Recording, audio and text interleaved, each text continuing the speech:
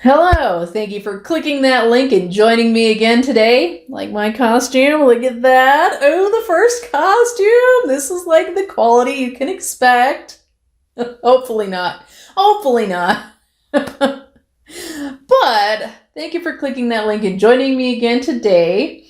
And this is like the Day Late Dollar Short channel, especially since I haven't uploaded in a while. So I have like stories and things I wanted to cover piling up. And the one I wanted to talk about today happened a few months ago. Sorry, my cat's sitting with me. She disapproves. PC. PC. She's sitting with me today. She's joining us. And PC stands for porch cat.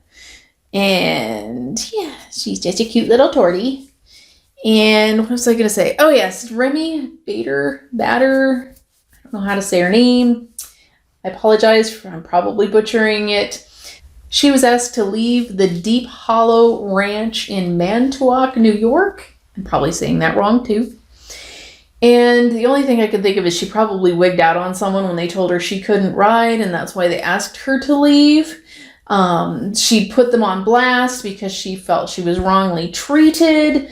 And I'm saying their name because I'm not putting them on blast. I approve of this message that they cared enough for their animals to not have somebody that might hurt them, damage them, ride. And you might be like, yeah, this is overkill, it's dumb, because most people feel like horses are a cross between a car and a dog.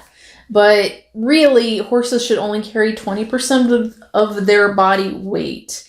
Any more than that begins causing muscle damage, and they've done scientific studies on this. That particular number actually originated with the 1920 Military Cavalry Handbook on Maintenance and Upkeep of Horses.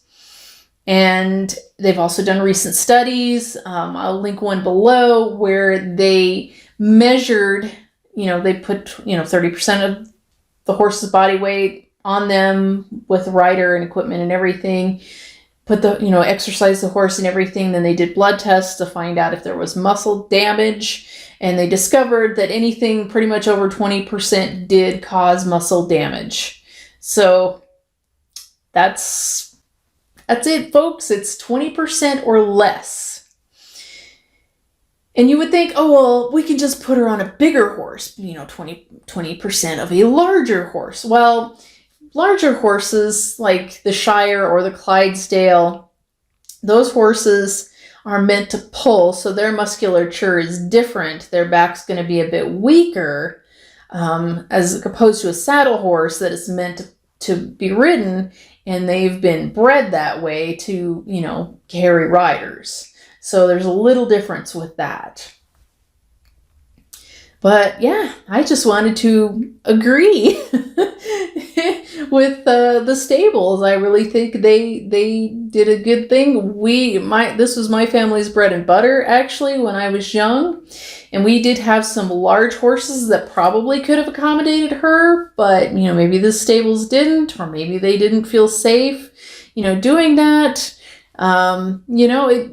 The situation really, I don't think, at least from what I read, was really deeply reported on. There wasn't a whole lot of detail of like, these are the horses they had and they didn't have anything that she could ride, and it's also something to consider that, they didn't probably just have like 10 horses standing there because their job was to rent horses. They probably had 10 horses standing there, and they had like, 10 horses out on the trail. So maybe the horse that was big enough to accommodate her wasn't there at that moment. It could have also been sick. Who knows, So I think it was kind of rude of her to, put stables on blast because they were only protecting their animals, which honestly, that's their money. If they've got a sick horse or a hurt horse, they have to... I touched the microphone. If they have a hurt horse or a sick horse, then they have to, find somebody to care for it. They got to call a vet in. The horse might not be able to be used. If the horse isn't being used, it's just eating up money. Since horses, basically, that is their role in life, is to eat money. So, there's a lot of different factors that went into this, but again, I say kudos to the stables. And with that, air hugs. I am out.